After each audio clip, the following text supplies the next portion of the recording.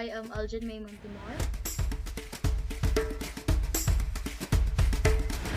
And welcome sa akong So today's episode is called Trying to Understand Myself kay wala na jud ko kasabot. Ha? So, isa ra jud ka pangutan atong i-focus karon, which is kinsa ka?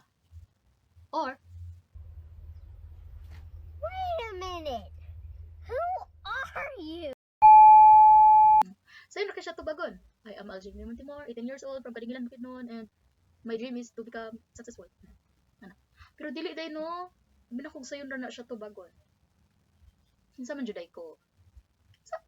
Kinsa ka? Stupid bitch! So sa among subject nga understanding the self, naka-learn me about 4 ka identity status according to James Marcia. So naay diffusion, foreclosure, moratorium, and identity achievement. So based sa assessment, no, ako daw kay naa na sa identity achievement, which is committed na ko sa akong mga goals. Nga na. So simple ra gid kayo akong mga commitments sa akong life. Makahuman og college, mahimong mechanical engineer, makatrabaho, no? Makaserve kay Lord, dayon makatabang sa family. Maybe that's the reason nga na ako sa identity achievement kay basically wala pa ko'y kwarta pero ang all kay planado na. Okay. So naa na daw ko sa identity achievement. Pero syempre, that doesn't mean nga kabalo na ko sa tanan.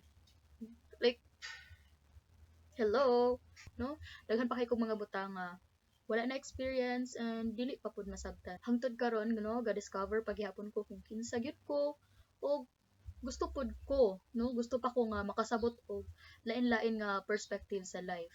No? Kanang to the point gali nga dili na ko maka-judge kanang nasabtan na nako ba nganong ingana sila. So ingana nga level sa ng life ang gusto, no? Kanang wide kayo nga perspective sa life. And dayon, dako kayog impact ang akong family, friends, no, church sa ako at kay aside from sila akong motivation, sila akong reason nga gapadayon ko, nagid pod sila ga support kanang open sila ba nga maminaw, no? Whenever magrant ko nga ingani galisod ko. And when it comes to communication pod kay open po ko nga pagkatao, which means ganahan ko maminaw og mo share sa akong mga thoughts. And kung usahay dili man kinahanglan nga ikaw permi ang sakto. Effective communication is the key para ma-maintain mo imong mga relationships sa imong life. That won't cost you anything, jud. No, if magpaubos ka. Ako akong social media life, no, dili po ko ganahan anang pretend nga, okay ra ang tanan, bawal masad. Okay.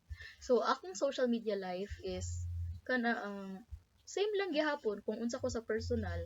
Ginagamit ra gid ako ang social media para makichat, no, makakita og mga balita, weather forecast, no. Then kuan dayon, Google Classroom.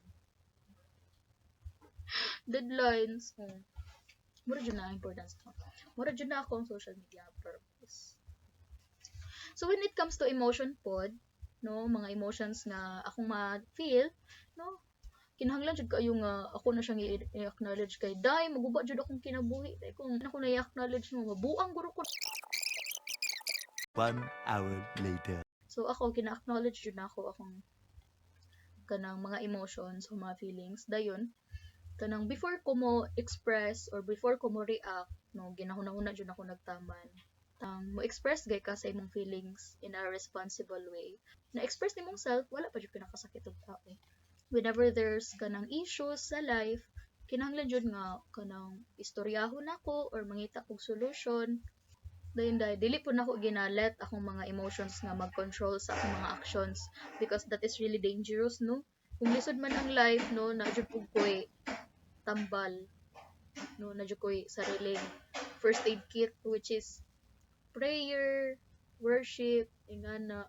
Dayon hilak lang good. Hilak lang. Like, pwede na dyan kayo mahilak. It's okay not to be okay. Simple na kayo na siya mga butang, pero dako kayo na siya matabang. And, in the future, no, simple ra jud kay akong mga goals sa life, which is mahimong successful para makatabang sa akong family. Then mag-serve kay Lord, maka-travel. Then ka na galing dili ka mahadlok nga nakay bayronon sa tubig ug kuryente. Simple lang jud kayo.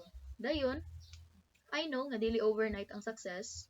Mao nga naningkamot ko karon para makabuto akong mga pangandoy. Magtuon. Dayon, of course, do not forget to take care of yourself because ikaw ang main element para makabuot yung mga pangandoy. Kay, kung wala na ka, human jud tanan.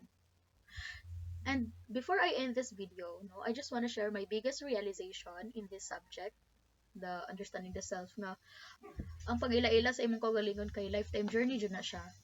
And kung ikaw wala ka kabalo sa imong ginabuhat sa life karon, kasi no, napagyapon ko yung mga questions sa life, and that's okay. Unsa man na imong ginaagian, unsa man na imong mga confusion, padayon lang kita.